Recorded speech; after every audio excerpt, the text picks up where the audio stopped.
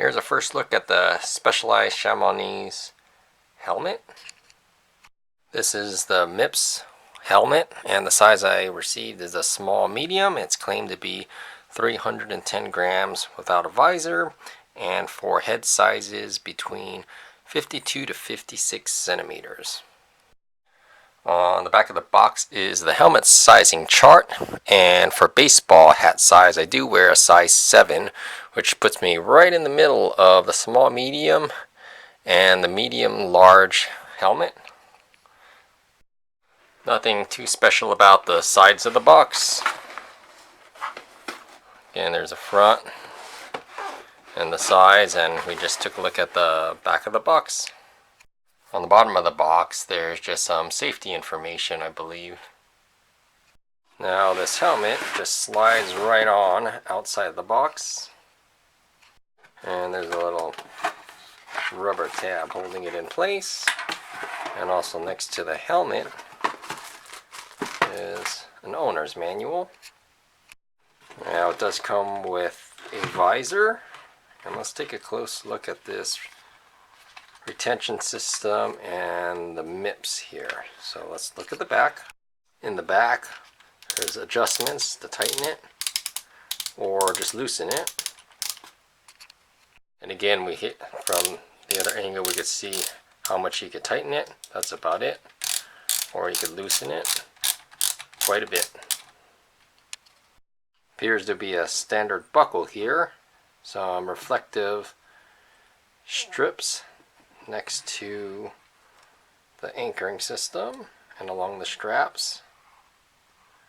The straps connect to the inside of the helmet here. On the inside of the helmet you can see that there's these little tabs here, and again it mentions that it is a small medium size, and it does state 310 grams. Let's check that out. Alright, I'm going to go ahead and put it on the scale and see how it does. This one's 306 grams, and that is with the visor on.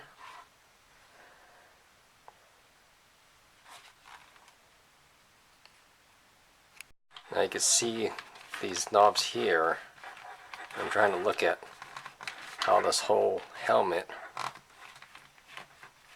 the MIPS section, rotates. I'm looking at the back of the helmet now, and those tabs are connected to the helmet in the back or behind this yellow plate. And what I've heard from other lower priced MIPS helmets, this one was $75, is that these little nubs here, see how my finger could get underneath it? That this nub here, and there's two more up here. When you put your helmet on your head, your hair could get trapped under here, and then if you take your helmet off quickly, it could get pulled. So because this part moves, let me see if I can show you. I think you're able to maybe put tape over it, but do that only at your own risk. Make sure it doesn't touch the back of the helmet so you don't mess with the MIPS portion of it. But do that at your own risk if you do get pulled hair. Looks like it moves independently of the helmet itself.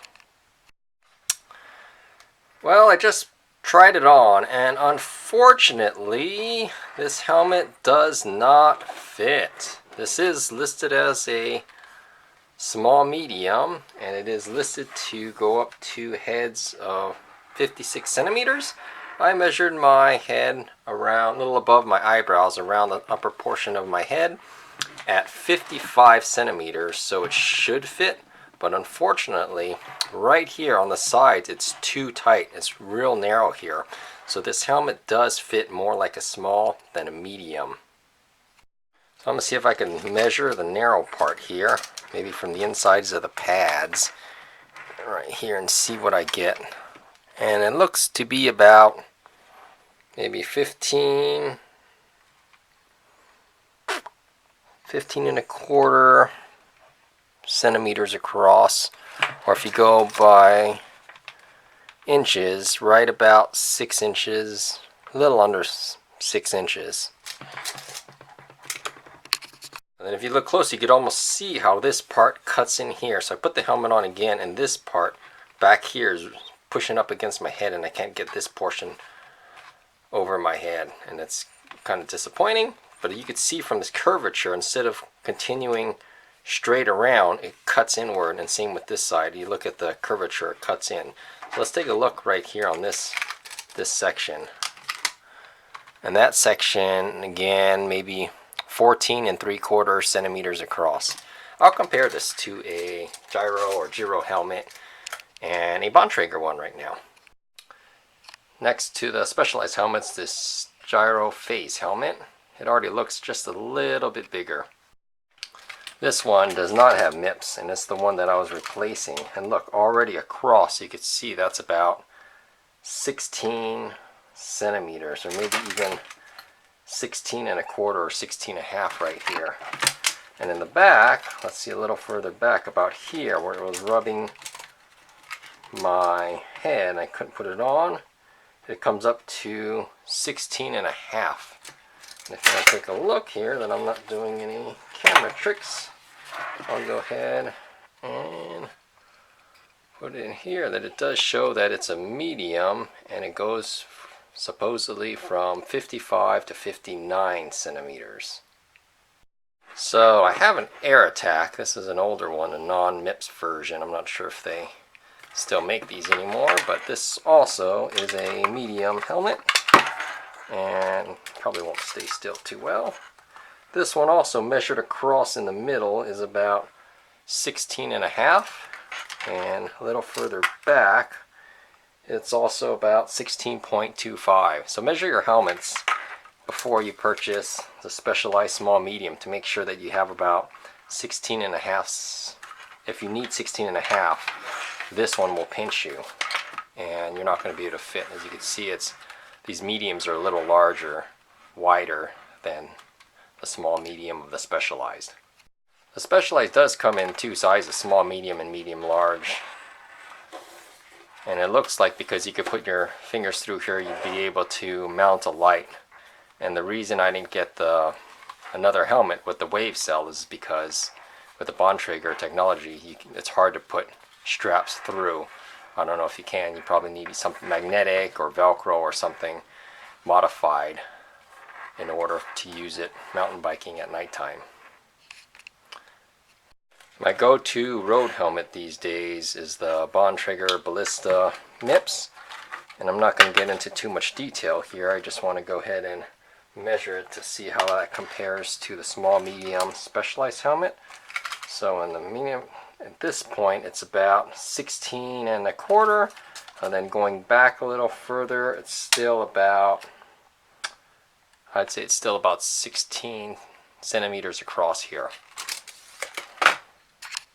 So this visor is removable. It's clipped on underneath, and then there's also a little clasp here, so you can just lift this up and pull that out so it snaps in here. And then there's also a little latch under here and under here, so go ahead and remove it if you'd like to. And this looks like a proprietary visor. I'm not sure if it works with any other Specialized helmets, because I'm not too familiar with the Specialized helmet lineup. But that's what this visor looks like.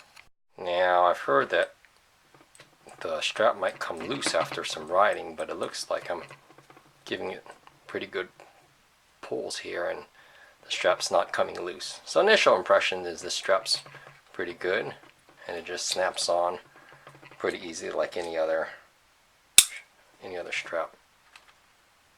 And nope, not coming loose.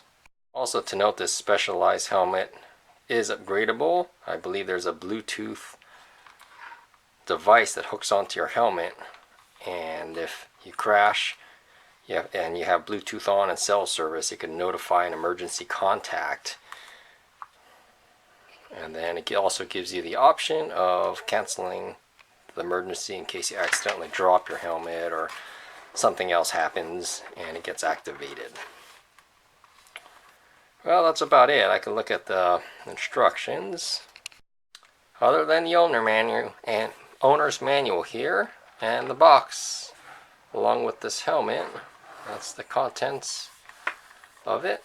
Unfortunately, if you are a medium-sized helmet and your head measures around the forehead all the way through the back around 55 centimeters like my head is, this helmet may not fit you.